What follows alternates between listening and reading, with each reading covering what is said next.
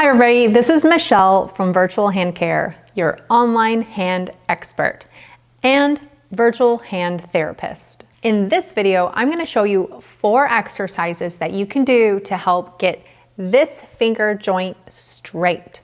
So this joint right here, this is your PIP joint. And if you've had a finger injury, a dislocation, surgery, you might not have even had a finger injury.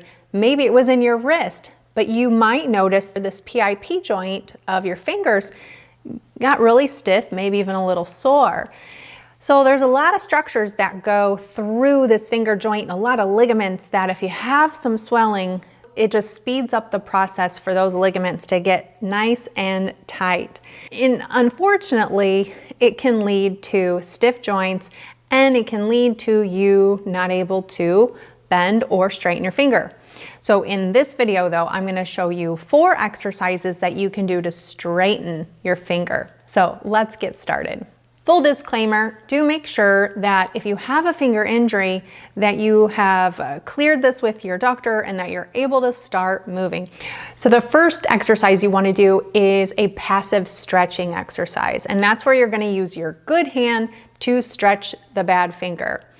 So to do that, you want to provide what's called a counterforce stretch. So you're going to take your good hand, and I usually like to have you make like a C, and you're going to twist the hand to where the thumb is on the front part of the finger. So say it's my index finger that I can't straighten. So the thumb of your good hand is going to go on the front, and then the index finger of your good hand is going to go on the back. And what you're going to do is you're going to provide a little bit of pressure up with your thumb and down and forward with your index finger. So it's going to look like this. So you're going to push, and then your index is going to push also. So notice I'm not really putting like a ton of pressure right on the actual joint itself. You want to provide a little counter pressure so that you are distributing the load and distributing the force evenly on the finger so you don't overstretch, and so that you're also not stretching other joints as well. Sometimes I see people that have limited motion in their PIP joint and they're actually stretching kind of more like this. Well, if your joint is really, really tight, what's going to stretch is more of like the other joints. Like you might get this kind of stretch to happen, or you might get this kind of stretch to happen where it's more in the knuckle that's stretching, and that really doesn't help for the stiff PIP joint that you have. Let's take a closer look at that one. And you usually want to hold this stretch for a good 5 to 10 seconds or so. And then you want to repeat it a couple of times. Again, 5 or 10 times. Holding the stretch for a longer length of time can help stretch that tissue out. And then repeating that stretch a couple of times a day over, a period of a week or 2 weeks or 3 weeks, you should notice a difference in that joint, making some improvements. So let's do that one more time with another finger. So say my small finger is really tight and it's pulling down and I just can't straighten it. So again, you take your other hand, come around with that thumb and that index finger, and then you're gonna push up and try to provide some counter pressure and try to straighten as much as you can. And do make sure that the other fingers are as relaxed as possible throughout that stretch. Now you can also make sure that your other fingers that are free, maybe you can place them also on the bone back here on the metacarpal, just to make sure again that you're not getting this too much mobility going at the knuckle when you want the stretch to be at the PIP joint. Okay, so then exercise number 2. This one's called a reverse blocking exercise. So this is where, again, you want to take your other hand and you want to come on top of your fingers. So actually we're bending and stretching the knuckles down into flexion. And then what you want to do is you want to curl your fingers and try to straighten them up against the top of your hand.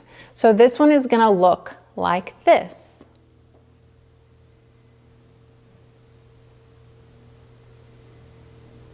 So what you're doing with this one is you're trying to straighten up those tendons more with an active motion. This can put those ligaments and the tendons at a little more of an advantage, so you can try to get those fingers straight from here to here instead of trying to get them straight all the way like this. And it can get those, again, it can get those knuckles out of the equation, because sometimes when we're limited in extension in this joint, what happens is the knuckles try to compensate.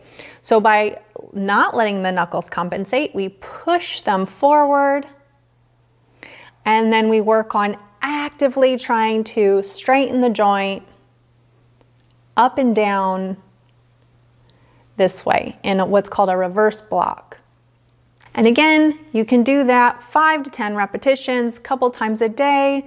And the third exercise, this one is going to require you to go grab a pencil. I do have another video of this particular pencil exercise, and I'll put a card up or link it above and below for you to check that one out if you want to see that in a little more detail.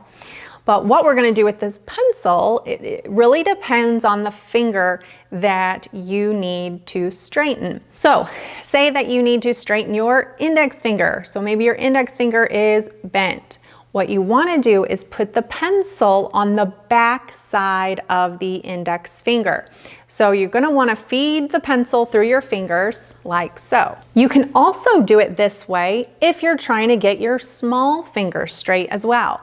So this particular way, I have the pencil on top of my small finger and on top of my index finger. What we're trying to do is we're going to curl down and then straighten all the way up. This is similar to the blocking, but now we're trying to get the knuckles, we're trying to get the tendon to go a little bit more into extension, into full extension. And what you do with this one is you curl down and straighten all the way up, and you're straightening against the pencil. So again, the pencil's kind of providing a little bit of counter force so that it can help distribute that extension through that PIP joint.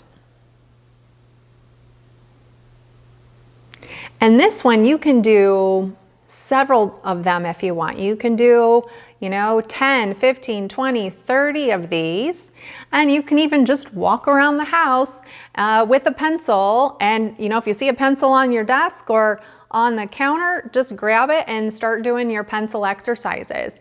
And this can really be helpful with trying to get that active extension going in the PIP joints. And finally, the fourth exercise is to find a rubber band. We're gonna work on a little strengthening now. So what I've done is I tied a little knot in the rubber band, and depending on which finger needs work on straightening, that's where you're going to attach the band to. So I'm gonna attach part of the loop to my thumb and part of the loop to my index finger. So say my index finger is the one that's having a hard time straightening.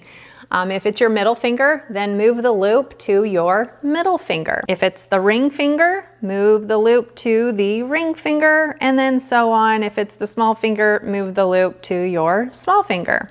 If you don't have a smaller rubber band and you only have a bigger one, you could put that over all the fingers and open, but I do find that if you can do individual finger exercises and really focus on strengthening that one finger that really needs that work, then this is the way to go. And what that looks like is you just put the rubber band on the thumb and on the ring finger. So let's say I'm having a hard time straightening the ring finger. And what you do is you just work on trying to straighten that finger through the resistance of the rubber band.